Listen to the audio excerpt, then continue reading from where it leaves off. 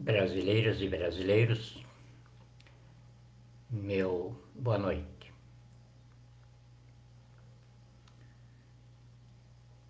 Acabo de ver aqui a notícia de hoje: 313 mortes em 12 mil casos de coronavírus ou Covid, ou seja lá o que for. Uma mentira tão deslavada, tão porca, tão demoníaca, que não consegue preservar nem o título que deram para identificá-lo. Só mostra aquilo que estava lá no Apocalipse já de 2000 anos atrás, que no encerramento desse ciclo de civilização demoníaca que começou com a crucificação de Jesus, o diabo ia ter um domínio tão amplo e tão profundo sobre os terráqueos que o cérebro deles ia ter o exato tamanho do que o blá blá blá da propaganda impunha na verborragia sem nexo do que eles precisam comprar. E eles precisam comprar não é um medicamento que cura. Isso aí, a Anvisa, desde que ficou sob o domínio do projeto de poder do PT de comunizar o Brasil em 22 anos, e depois passou para o domínio da máfia italiana com a máfia chinesa, sob o comando de Bolsonaro, ninguém mais compra medicamento para tratar de saúde, mas sim para aumentar o PIB da China. 93% dos insumos que os laboratórios no mundo inteiro, inclusive nos Estados Unidos, Alemanha, toda parte, colocam para os laboratórios fazerem essas coisas que vendem aí para vocês. Para mim não, porque eu não tomo essas coisas. A Amazônia é a farmacopeia mais surtida do planeta. Tanto que os próprios chineses e o restante da humanidade tudo querem ela. Não é por questão de mato. A Serra Negra da China tem muito mais mato do que a Amazônia. É a riqueza que tem lá, principalmente a riqueza de medicamentos. E de alimento, então, é uma coisa fabulosa. Minha alimentação também vem de lá. É só juntar no chão e comer. E aí vocês veem aqui o vivente, ultrapassando todas as estatísticas de vocês aí sobre o ser humano, de idosos, de pra lá de velho, de gente que não presta mais. Tô aqui com mais uma guerra. Talvez seja por isso também, porque Churchill, aos 96 anos, foi interrogado sobre qual era o segredo da vitalidade dele. Ele disse: sou filho de uma costureira. Ela me vestia com os retalhos que sobravam das costuras que as clientes dela mandavam fazer e depois davam a sobra de presente para ela. Quando comecei a ter noção do mundo, ela me deu uma caixa de engraxar sapato e eu fui para a praça para engraxar sapato. E ali comecei a vida, engraxando sapato para comprar os meus cadernos para frequentar a escola pública. Depois disso, fui para o exército e lá tive a chance de fazer curso superior. E aí,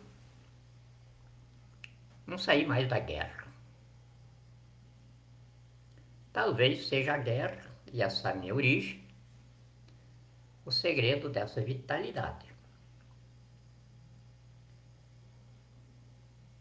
Eu acho que estou mais ou menos como o Xuxa, menos na procedência de pobreza.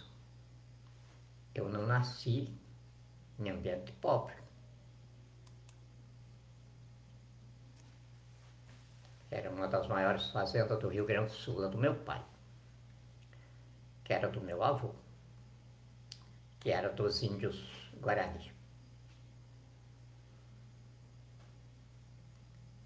Mas a gente não sabia a diferença entre riqueza e pobreza, então não adiantava nada aquilo que, inclusive o meu irmão, era mais velho do que eu, e o meu pai, judeu, sarraceno, caprichava muito na educação dos filhos. Então, não tinha escola na época, não havia, não tinha nem gente, mas tinha muita gente, os agregados, e todo mundo tinha bastante filho.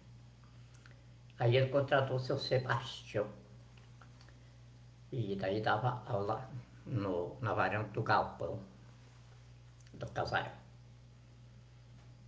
E aí, Júnior um dia chegou.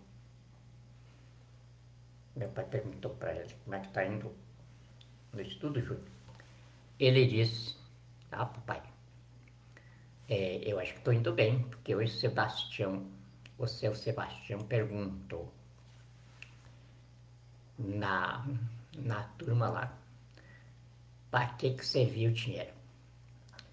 E a resposta que mereceu elogio dele foi a minha. Eu disse que o dinheiro servia para comprar o sal para o pai dar pro gado, mandar fazer a bota lá na sapataria do Fuga, no Amaral, a mamãe comprar o brinco para fazer a bombacha para a gente. E aí sobrava muito, papai guardava no canto da bota. E daí os ratos se acomodavam ali para criar.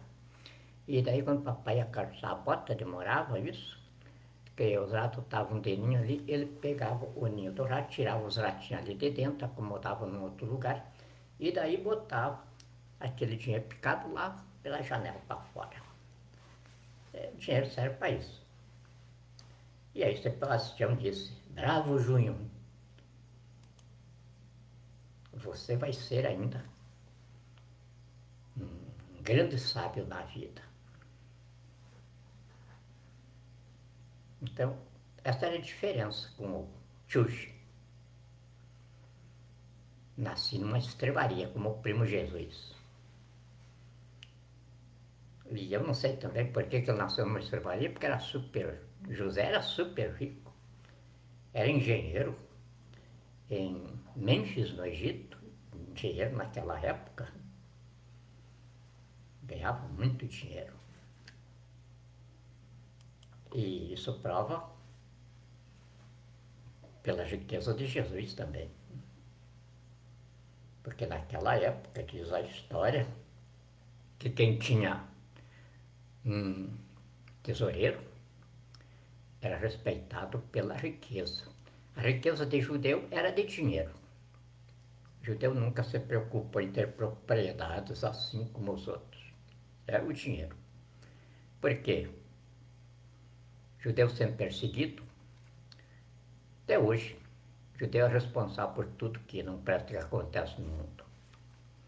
Então ele sempre vive prevenido para uma diáspora, uma destruição de um jeito, outra destruição de outro. O judeu está sempre aí, porque Deus escolheu os judeus não para serem conquistadores do mundo, mas para serem servidores da humanidade como sábios, como mestres. E eles têm cumprido bem a função, porque todo o desenvolvimento científico da humanidade sai dela. O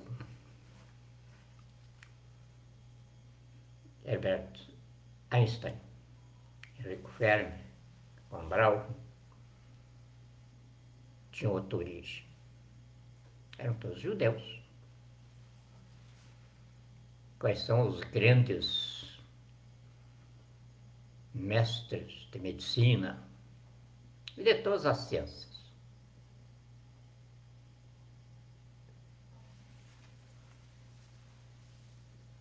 Então, a gente tem essa origem, que é diferente da origem das outras nações, que as outras nações, elas não se veem como seres humanos, todos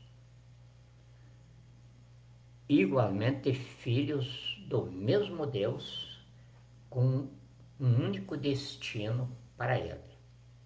E aí então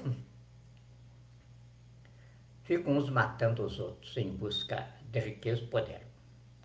Eu estava vendo agora os 40 bilionários que os 13 milhões de brasileiros que a bandidagem matou produziu com a sua morte no Brasil. Vejam que despertar de espiritualidade, que inteligência veio aí com o comunismo. E depois com a direita de Jair Messias Bolsonaro, que não tem direito coisa nenhuma, é máfia, é crime organizado, tem de tudo aí.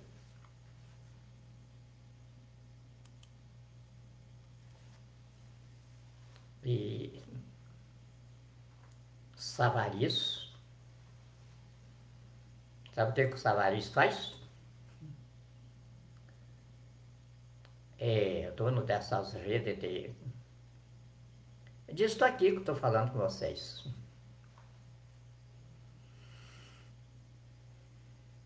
98 bilhões é a fortuna do menino.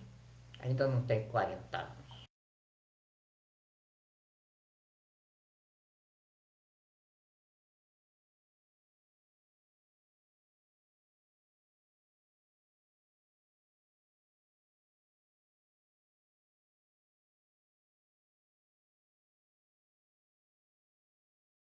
Falar de 98 bilhões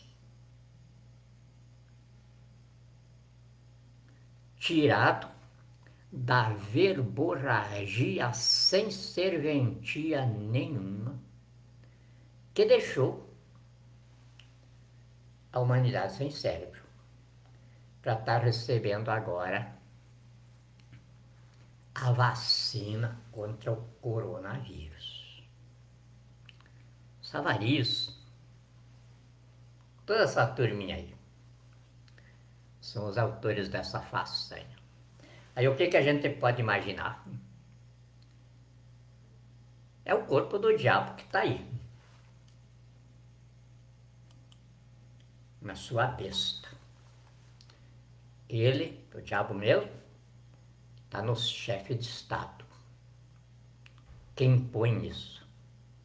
Dentre eles sobressai o único que não é chefe de Estado aí nessa bagunça, é o Jair Bolsonaro, que é bandido.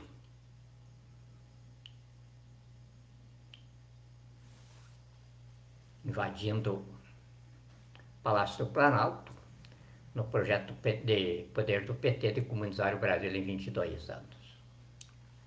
Através do roubo do país, massacre da nação e destruição da pátria. O resto são chefes de Estado, como eu. Só que eu não sou unidade, eu sou apenas um personagem que encarna o povo brasileiro no exercício direto do poder. Isto quer dizer, o poder constituinte suprindo a civilização brasileira que o poder constitucional apodreceu. A nossa Constituição estabelece que quando isso acontecia, o povo emergia desse podridão em poder constituinte, exercendo direto o poder. E aí, eu resultei nisso, pelo procedimento interventorial constituinte no processo histórico em foro de soberania perante o Supremo Tribunal Federal, e atencioso aos poderes constitucionais, instituições e órgãos públicos. Todos acompanharam o procedimento, foi longo, trabalhoso. É claro que a parte que se desenvolveu nos bastidores, nos porões dos poderes, da dinâmica da vida humana, essa ainda não veio à tona, mas vai vir. Eu não sou descondenado. E agora então estamos, antes de continuar outros enfoques, vamos terminar o que apontamos de início. Eu acho que vocês já notaram que eu sou aquele tipo de professor que chega na frente dos alunos assim e faz que nem papai fazia com a gente. Trazia o pirulito, mas segurando na mão assim, fazia a gente dar uma lambida nela. E daí ele fazia de conta que esqueceu o pirulito e começava a doutrinar a gente. Que falta faz aquele velhinho comigo. Mas a vida é isso. E eu, porque estas falas aqui, elas não ficam aqui no Brasil, elas saem pelo mundo. Então eu tenho de falar deste jeito, pausado, para que os tradutores repitam ela com o máximo possível da essência da comunicação.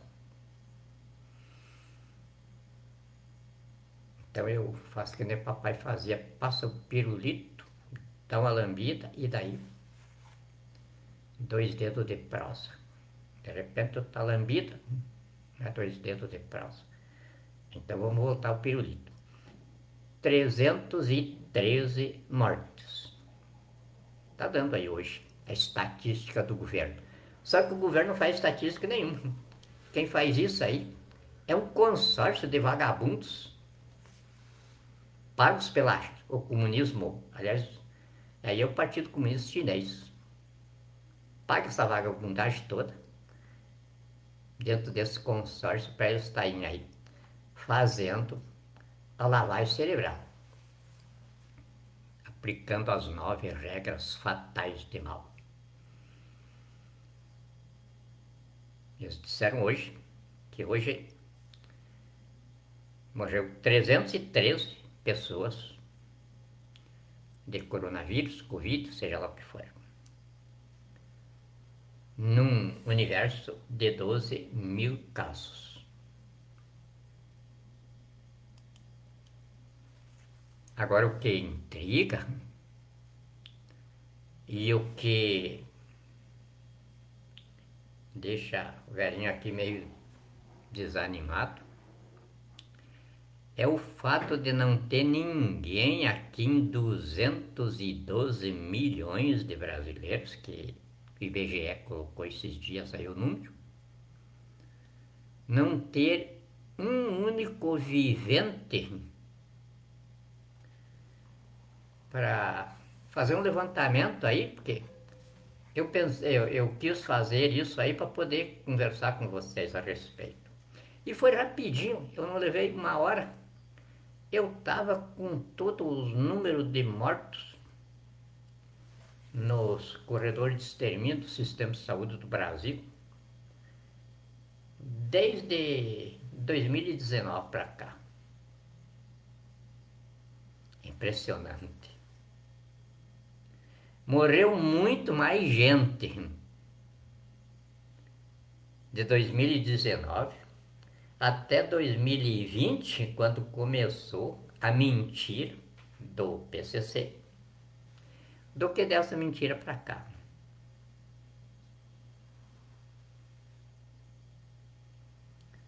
E engraçado, o índice de natalidade foi praticamente o mesmo durante esse período, não aumentou tanto. Aí então, se houvesse mortes do jeito que eles falam aí, dessa quantidade, é claro que a população tinha sofrido baixa no crescimento dela. Mas não sofreu, aumentou. Aumentou mais nesse período de 2020 e 2021 do que no período de 2018 e 2019, que não tinha coronavírus lá. Aumentou agora no coronavírus. E aí,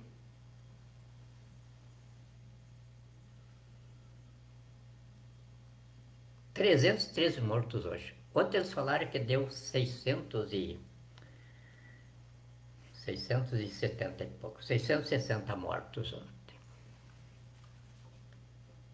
Já imaginaram isso aí? Aí, eu botei meu pessoal aí para ver os enterros, porque uma quantidade de gente dessa morrendo por dia. As funerárias estavam aí, os donos de funerária estavam aí com a sorriso de orelha em orelha, porque os donos de funerária, enquanto os parentes do ente querido choram, eles riem. Tenho ainda um amigo que é dono de uma funerária, aliás, é dono de 3, ele começou com uma, depois agora tem 3. Mas está em crise. Ele me telefonou esses dias dizendo que as estatísticas sobre o coronavírus, lá onde ele tem as funerárias dele, é assim que nem é em toda parte. Só que ele me perguntou o que estava acontecendo, que o negócio dele estava em crise. Morria tanta gente, mas parece que ninguém mais queria ver lá o ente querido. Então ele dizia que quando o ente querido sai do hospital, se o médico não prende ele lá até a família arranjar o dinheiro para pagar, ele sai e o médico só vai receber na próxima doença de um outro membro da mesma família, se ele ainda não rasgou o caderninho lá onde ele anotou o nome do primeiro que saiu sem pagar. Não recebe mais.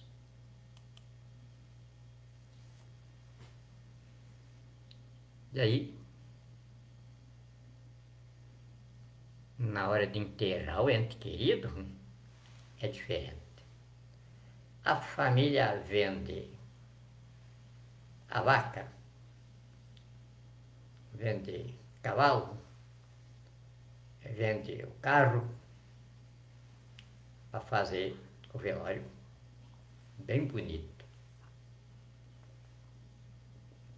e contratou um médico, uma enfermeira, para levar comprimido para os entes queridos sair na fotografia, que não choraram porque foram medicados. Principalmente quando o ente querido não deixa lá uma grande herança. Então daí sai na fotografia que os entes queridos foram medicados e tal, por isso que não estão chorando. E se ele é velho, então daí o medicamento faz mais efeito ainda, porque é um ente querido velho e pobre, qual é o parente que vai chorar por ele? Quando já não deixaram ele nas casas de velho por aí. Essa é a humanidade terráquea desses dias. Mas vocês não param para pensar nada disso. O extermínio da massa encefálica na cabeça de vocês ficou quase que uma rapinha só por alguns vínculos do crânio.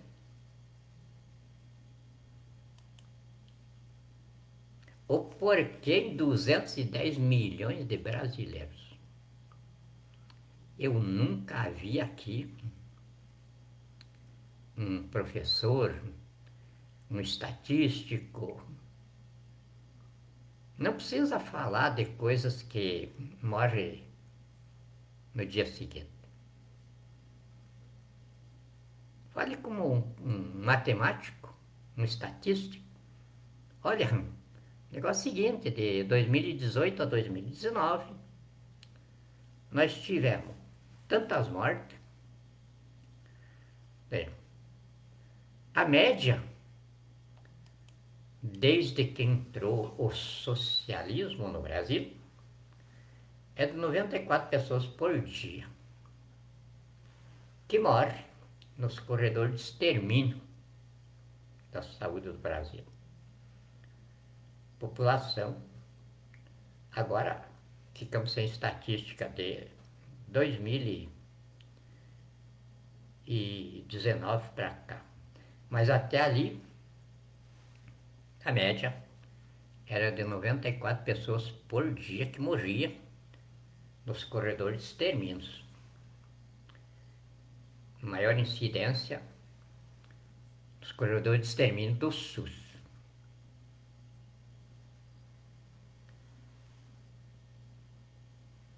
E se aparecer uma epidemia, e aí?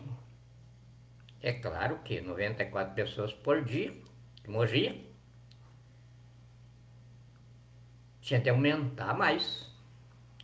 88,9% da população doente, com um índice só de câncer de um canceroso em cada 3 pessoas diagnosticadas. E aí, para comprovar isso, tá aí, Lula canceroso, José Alencar morreu de câncer, Dilma com câncer, Bolsonaro com câncer, Michel Temer com câncer. Por falar em câncer, o Lulinha, coitado, daqui uns dias vai desaparecer. Vão procurando aí nos terreiros, aí nos vencedores e tal, para aqueles que querem ele de presidente. Dá um jeito na saúde do menino, que está bem feio. Qualquer hora ele vai.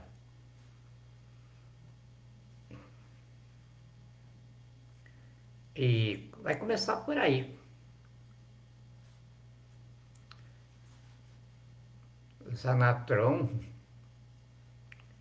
me informou, semana que passou agora, que tinha recebido, sob o meu comando, um reforço de mais 19, aliás, de mais 4 naves. Eram 19. Foi então agora para 23. Claro que eu não vou dizer o que tem dentro dessas 4 naves. E nem o que estão fazendo aí. Mas são 23 agora.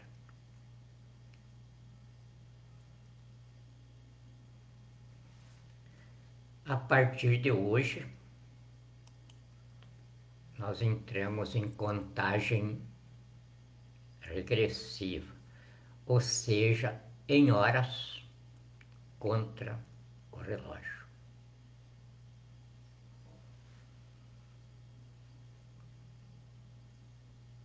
Há 2000 anos atrás, o primo Jesus, que está aqui agora para instalar o reino de Deus aqui no planetinha, ele disse, lá 2000 anos atrás, e verão aquele a quem trespassaram.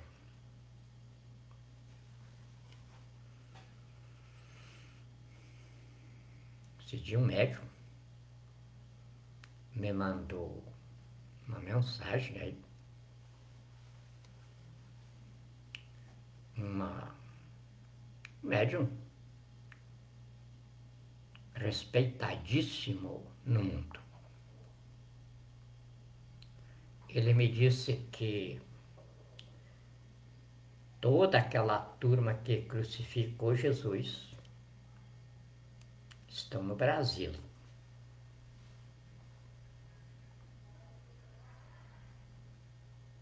E aí eu fiquei admirado. Ele tinha dito lá atrás, e verão aquele a quem trespassaram. Quis dizer, furaram o lado dele com a lança. O anotador dos eventos da época não colocou como uma facada, até porque agora ficava desmoralizado com a facada câncer do Bolsonaro. Ele falou esse dia, vocês podem ver o discurso dele, ele contando da facada. Ele disse que se sentiu como uma bola que chutaram na barriga dele.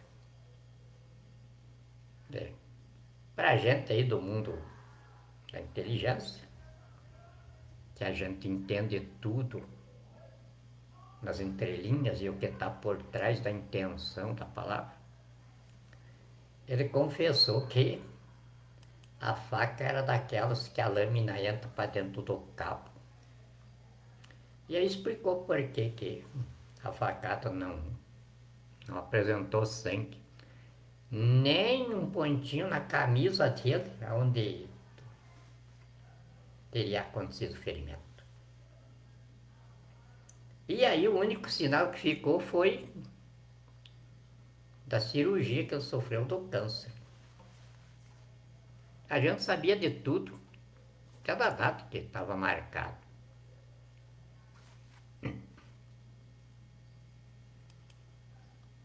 Esse é o momento de vocês. E não tem ninguém no mundo da imprensa para levantar esses questionamentos. Na época do regime militar, o presidente Geisel, extraordinário general, me chamou um dia para fazer a abertura da imprensa. E quando ele me colocou a tarefa, eu fiquei olhando para ele. E ele, como o general que era, porque os generais do exército,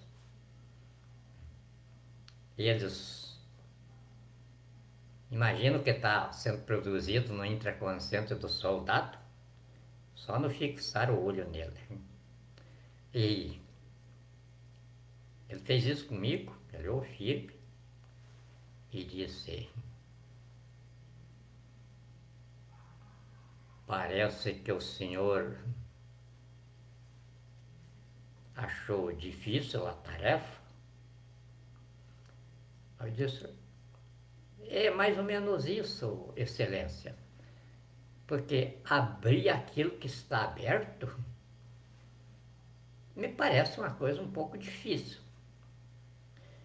Aí ele bem sério, porque o presidente Caio não ria. Ele bem sério me olhando assim. Mas é exatamente por isso que eu chamei o senhor para essa tarefa. Quer dizer, exatamente porque ele próprio sabia que era difícil abrir o que estava aberto, abrir o que não era fechado. Exatamente por aquilo ele me chamou. E eu desempenhei a tarefa. Fiz a abertura da imprensa, abrindo o que estava aberto. Acabei com a censura do que não era censurado. O que havia era a mesma covardia que está existindo agora.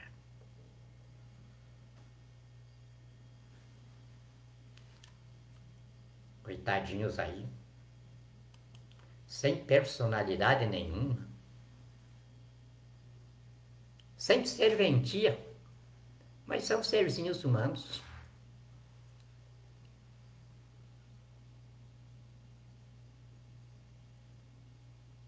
É só a China pagar e o coronavírus está em cena.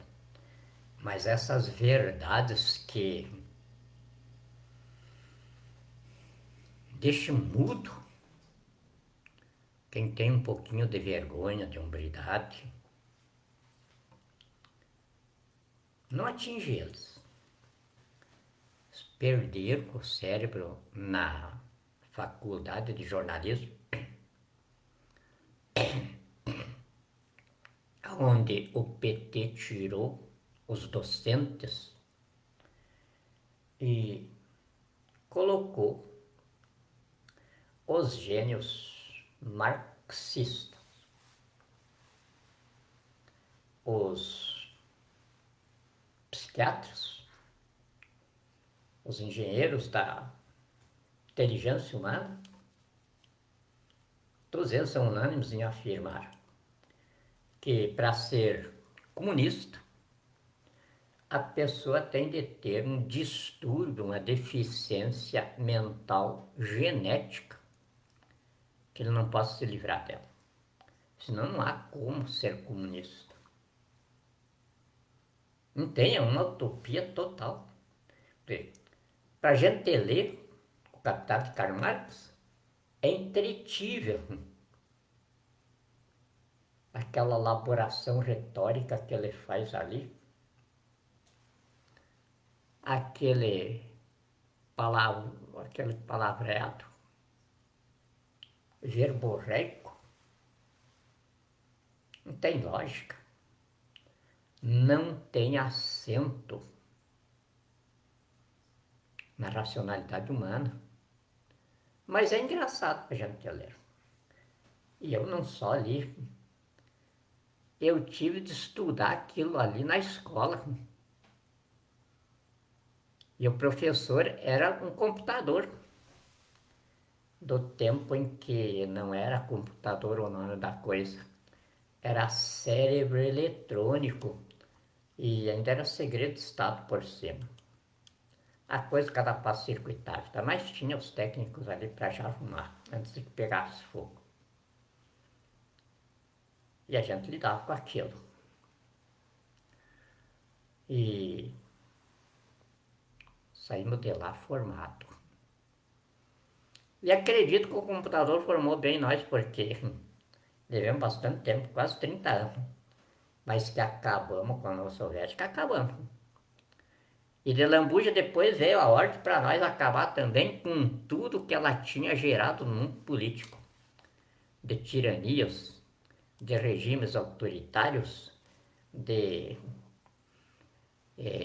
bandidos. Na hora dos bandidos eu me lembro do Amin, Idi Amin.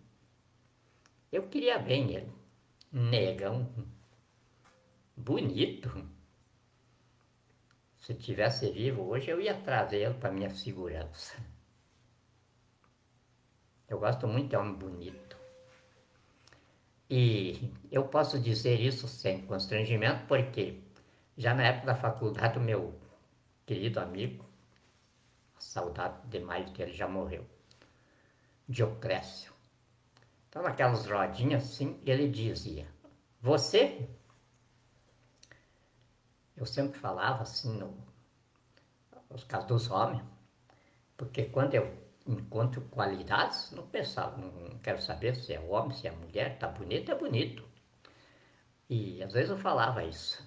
Aí ele vinha e me batia no ombro assim, olha, você pode falar nisso aí, eu não posso, mas você pode. Porque se você fosse viado, você já tinha morrido de fome. Porque quem é que ia gastar algum troquinho com um sujeito que nem você, feio desse tanto? Primeira coisa que eu vi tem que ter uma bunda bem redondinha, empinadinha. Pelo menos era o conceito naquela época. E eu nem bunda não tinha. Então, eu não tinha constrangimento em achar um homem bonito. E eu achava o Idi Amin bonito. Coitado do Idi Amin. Era um tirano, era... Não sei o que fizeram com ela. E outros e outros. Eu não sei por que o pessoal que dirigia aquele programa não deixava a gente se intrometer com Cuba. Até hoje não entendo por quê. E o Cuba tá ali. E morreu Fidel Castro. A gente imaginava que ia acabar o comunismo. Mas não acabou. Continua lá. Agora, o resto de tiranias, depois daí surgiu recentemente o terrorismo. O terrorismo, uma mistura de religião com banditismo. E aí os Estados Unidos, com as Forças Armadas, é que espalharam eles. Aí a Dilma trouxe um monte deles para cá.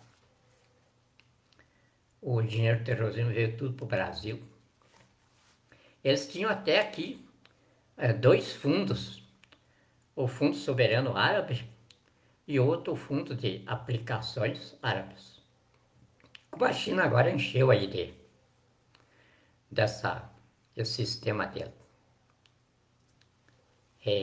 Partido Comunista e a máfia chinesa que estão mandando hoje no Brasil. Então eles fazem tudo o que vocês estão vendo aí. E uma coisa também que eu venho aqui acho engraçado. Todo mundo vê a invasão dos chineses. Chega na Amazônia, chinês por toda parte lá. Vai para o sul do Brasil, chinês por toda parte. Ninguém procura bisbilhotar a vida do chinês. O que o chinês está fazendo aqui? Até porque é muito difícil para o leigo na profissão de inteligência descobrir alguma coisa, porque todos os chineses que estão no Brasil, e chineses, sem exceção, são das forças militares da China. Ficam ali com a lojinha deles. E o mais engraçado, a comunicação deles é pela mercadoria que vem para as lojinhas. Cada tipo de bugiganga daquela traz uma mensagem para os agentes deles aqui saber como se conduz onde devem atacar, onde devem ser perdedores. Porque a técnica de avanço dos chineses não é como vencedores. Isso foi o erro deles lá há milhares de anos atrás, quando eles chegaram aqui com a forma de lagarto.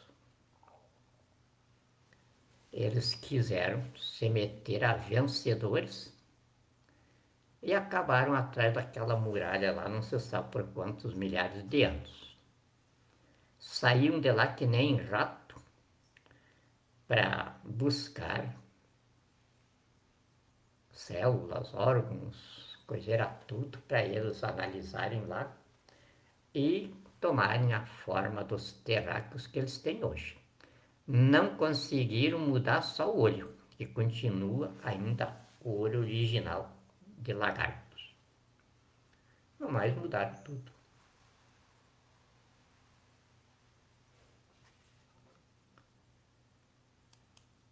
Também não tem ninguém que interessa nisso. Aliás, se eu fosse fazer uma prosa disso aqui ali na rua, eu era linchado, porque aqui em Brasília só está sobrando as lojinhas chinesas. O resto acabou tudo. As lojinhas chinesas e o respectivo poderoso chefão Jair Messias Bolsonaro. Que está dizendo que agora no dia 7 de setembro ele vai reunir o Brasil inteiro aqui para apoiar ele. Ele está dizendo que tem um golpe contra ele. Eu, com quase 100 anos no mundo da inteligência, não consegui descobrir. Então, ou eu estou caduco, ou eu não sirvo mais para coisa. Mas depois eu fico imaginando. Tem grandes chefes de Estado que ainda recorrem aos préstimos da gente. Aí eu fico sem entender. Aqui eu não consegui descobrir o golpe contra o Jair Messias Bolsonaro. Até porque o golpe contra ele não seria político, o golpe contra ele seria de gangue contra gangue. Alguma outra gangue da máfia que surgiu aí, o que se desmembrou dele, querendo destroná-lo. Mas levantamos por isso também, e não, tá, a máfia aqui está coesa. Mais coesa do que ela foi em todas as partes do mundo. Tentamos levantar também pelo México, pela Colômbia. Não há ingerência aqui. Até porque o México não tem sede do narcotráfico lá. Lá é a vitrine. A máfia sempre agiu assim. Onde está a vitrine, ali não está a sede do narcotráfico. A sede do narcotráfico está em outro lugar, onde os mafiosos trabalham em silêncio absoluto. Silêncio absoluto quer dizer, a maior parte são políticos, legisladores, vereadores, quase sempre na área que eles ficam políticos mais livres até de partido. É proibido um mafioso fazer mais do que um mandato por um partido. Por isso vocês veem aí o Bolsonaro sempre sem partido. Ele só se elege, daí o partido não presta mais. Ele perdeu aquela ideologia. Ele esqueceu. E aí, quando chega a outra eleição, a memória dele volta. Mas daí ele esqueceu tudo do partido dele, daí ele se influiu no outro, e aí a mente dele consegue guardar a ideologia do outro partido para ele registrar a candidatura. Todos os mafiosos, os poderosos chefões da máfia são assim. Raramente eles assumem no poder executivo. É sempre na área da legislação. MC Bolsonaro teve 8 mandatos de legislador. Não deixou um rastro de serventia dentro do Congresso Nacional. Nem na Câmara do Rio de Janeiro, onde ele começou como vereador. Como é que ele ia se manter escondido de nós? Claro que ele caía. Como caiu. Ele só não está em Guantánamo porque a máfia é muito esperta. Eles sempre mandam um carregamento que a gente chama o boi de piranha, ou bem na frente.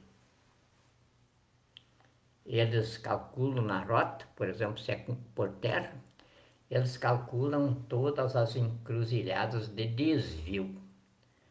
E de posto policial em posto policial. E aí eles mandam o boi de piranha na frente, ele se controlando pelo celular. Quando é o tráfego aéreo, eles fazem o que Bolsonaro fez. Vai o carregamento menor pela rota que eles suspeitam que pode ter polícia, mas o grande carregamento vai por outra. E é claro, a gente lidava com isso. Mas o que nós precisávamos era começar a coisa mostrando para o mundo onde é que estava o narcotráfico do mundo hoje. E aí acabou aquele espetáculo lá na Espanha. Claro que Bolsonaro não estava naquela. O poderoso chefão ia cair numa daquela. Mas para nós era suficiente a prova. E aí então ele seguiu por Portugal. Também poderia ter seguido por outra rota, por isso que nós não colocamos ninguém lá em Portugal.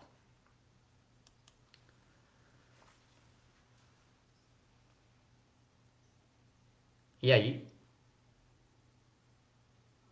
o erro da máfia é sempre o mesmo. Chega a um ponto que eles excedem em ambição pelo poder a capacidade que eles têm para administrar essa ambição. E é que eles caem. O que aconteceu agora? O último grande reduto da máfia no mundo está nas mãos de quem é profissional contra ela. Não sei quem é, eu só ouço falar. Tinha 19 naves aí em cima, chegou mais 4. E o olho deles lá enxerga até 174 metros para baixo das placas tectônicas. Agora imagine, dentro de uma casa aí você voa um mosquito ali dentro que eles não veem. Imaginem dentro de uma cabine de avião, porta-malas de um avião e tal, se levanta uma poeirinha lá em qualquer canto que esses olhos não enxerguem.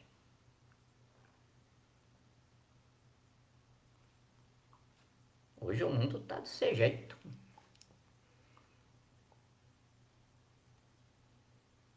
E essas naves, elas são que nem o homem invisível. Elas aparecem se for necessário aparecer. Senão, não aparece. Por isso elas parecem assim redondas, às vezes é uma bola, às vezes é um prato. mais ou menos ilusão óptica nossa.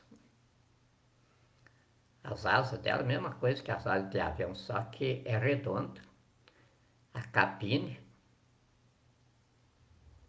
fica no meio e as asas que circulam ao redor da cabine ali.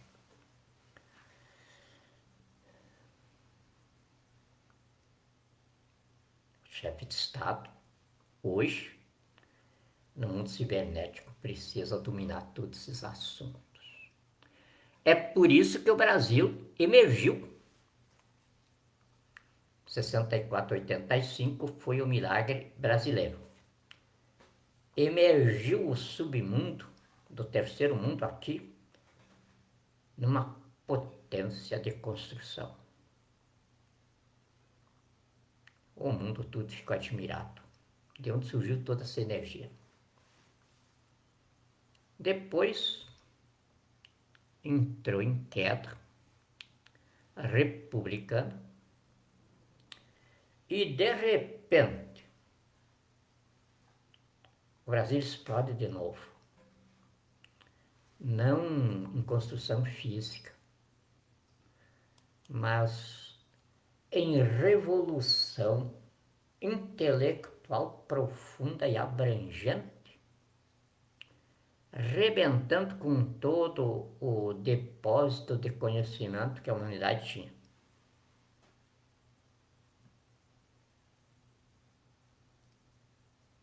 E agora está todo mundo aceso,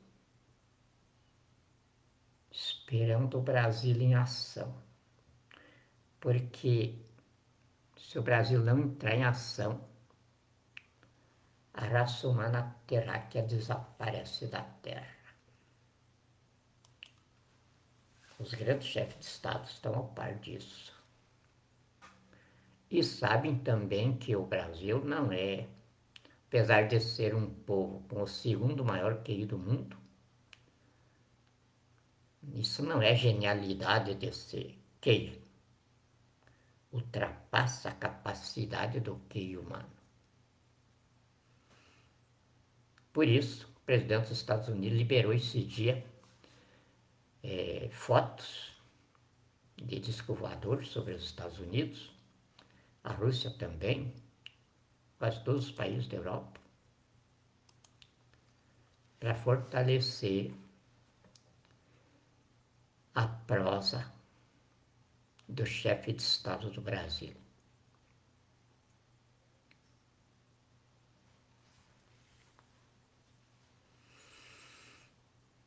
Eu sou muito feliz diante de Deus, na minha insignificância, por merecer do meu povo a confiança que desfruto dele. O Brasil, que vai ser dos nossos filhos, dos nossos netos, dos nossos bisnetos, não tem desde o nascimento agora nada em comum com o Brasil que foi nosso.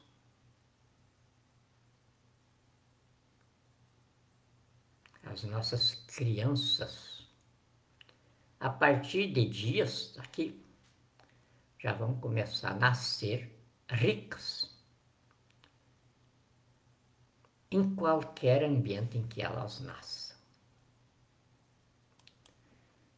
E aí vai acabar a geração que não nasce, porque não foi gerada. A geração que veio por acidente sexual. E daí veio a furo. Uma grande porcentagem se perde já quando vem a furo, que tem de ficar aí pelas as organizações de adoção. O verdadeiro inferno. Não acolhe nenhum ser humano ali. Tudo para explorar, para ganhar dinheiro e finalidades políticas e de prostituição e de tudo que não presta.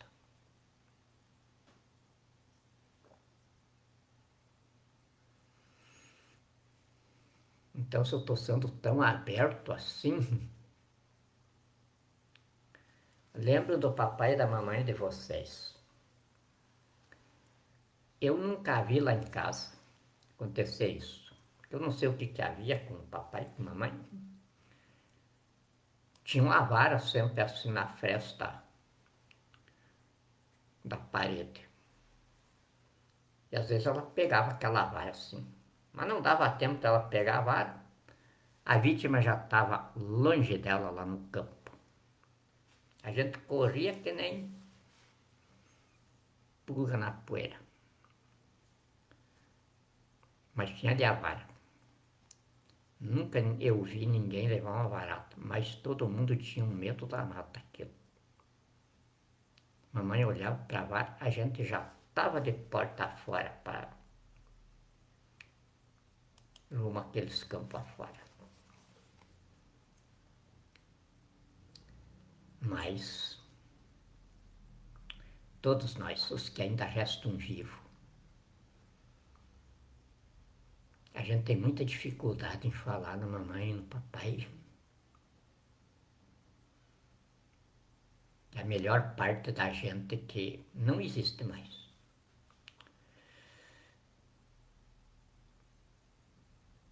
Então aquela vara não tinha problema nenhum no amor recíproco da gente. Então, quando eu sou aberto para minha nação, como seu chefe supremo, porque como chefe de Estado constituinte, não tem nada acima de mim. Nós colocamos nessa previsão que nós tínhamos de colocar na Constituição, que a Constituição foi feita para isso no momento, nós tínhamos de colocar um limite para que não houvesse uma ditadura absolutista. Então colocamos o Supremo Tribunal Federal, o poder constituinte, guardador da Constituição, poder constitucional. Então hoje o meu limite é o Supremo Tribunal Federal. Por isso, quando eu tive de dar um puxão de orelha nos ministros, senhores ministros, não fui eu que fiz o ato. Foi o próprio Supremo Tribunal Federal que se estabeleceu o decreto de prisão deles. Nas minhas mãos para que eu cumprisse. Mas quando o Supremo Tribunal Federal decretou a prisão de si próprio, ou seja, os ministros do Supremo decretaram a prisão de si próprio, eu fiquei sem legitimidade para a execução do decreto de prisão. Quer dizer, sem legitimidade espiritual, porque a visão do espírito é muito mais abrangente do que a visão de consciência, a visão escolar.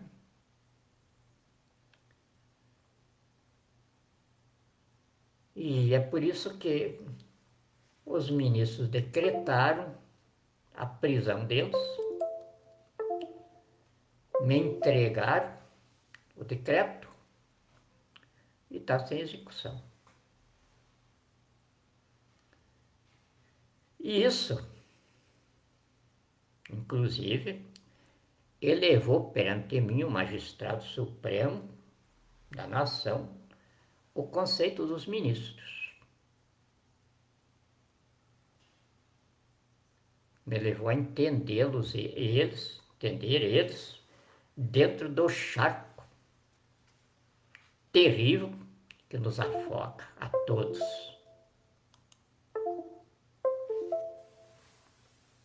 E é por isso que eu agradeço a Deus todos os dias de eu estar nesta embrulhada. Porque é graças ao que eu tenho de enfrentar aí para clarear os caminhos da minha nação, que eu sou o que mais está aproveitando da coisa. O desenvolvimento espiritual. A iluminação do espírito que não para de aumentar. E na iluminação do espírito vem a revelação do ser humano em sua gênese, em seu conteúdo profundo no sistema biológico solar e em a natureza que lhe dá o composto físico-químico.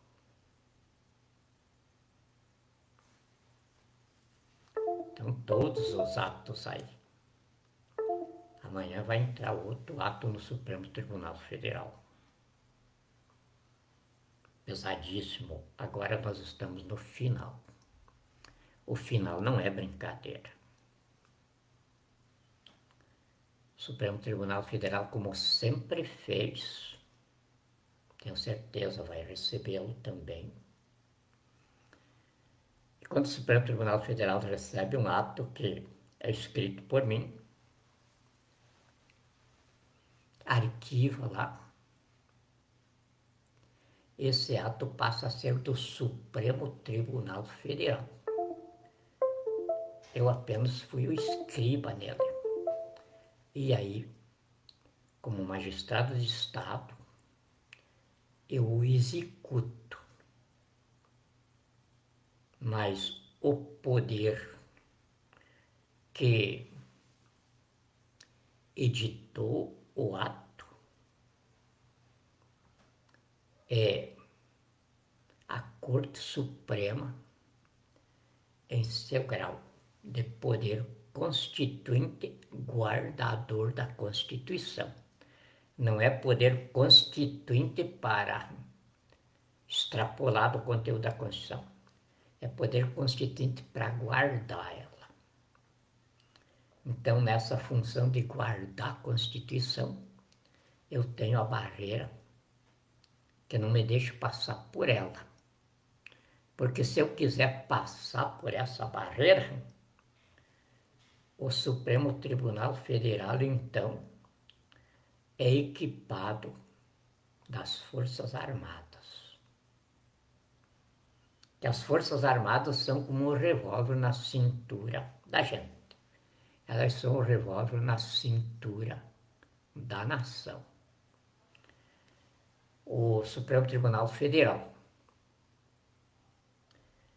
no grau de Corte Constituinte, ele é a nação em sua originalidade de poder organizado, composto de nação, território e soberania. E dentro disso, então, a Constituição estabelece, porque poder sem força é uma bobagem, como força sem poder também. Então, o poder e a força têm de estar sempre fundidos entre si. Então, as Forças Armadas estão fundidas com a nação.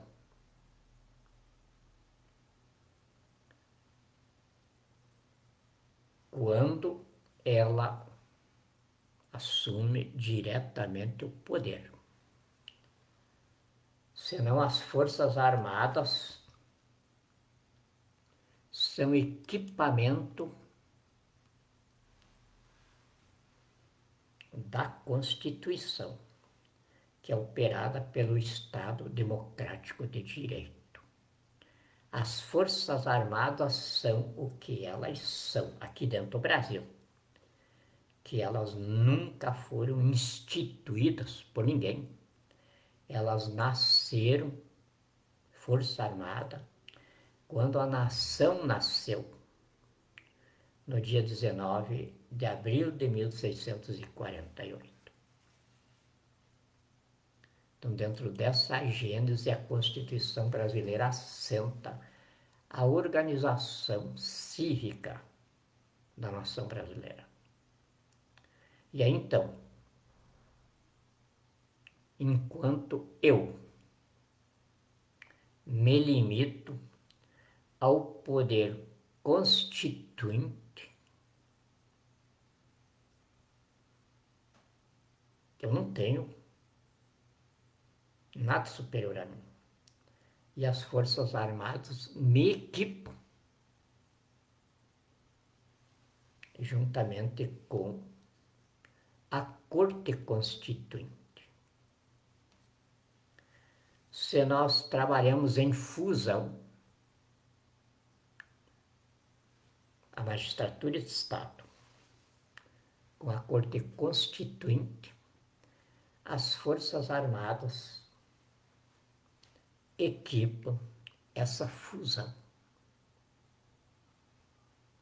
Se o Supremo Tribunal Federal deixa de guardar a Constituição por alguma outra base que ela tenha para enfrentar o povo, então o povo pede arrego, ou seja, pede explicações pela força, as Forças Armadas. Se o povo, em mim, rompe a Constituição, a Corte Constituinte coloca a casa em arma pelas Forças Armadas. É o momento em que nós chegamos agora. E vocês acreditem, a hora está correndo contra o relógio.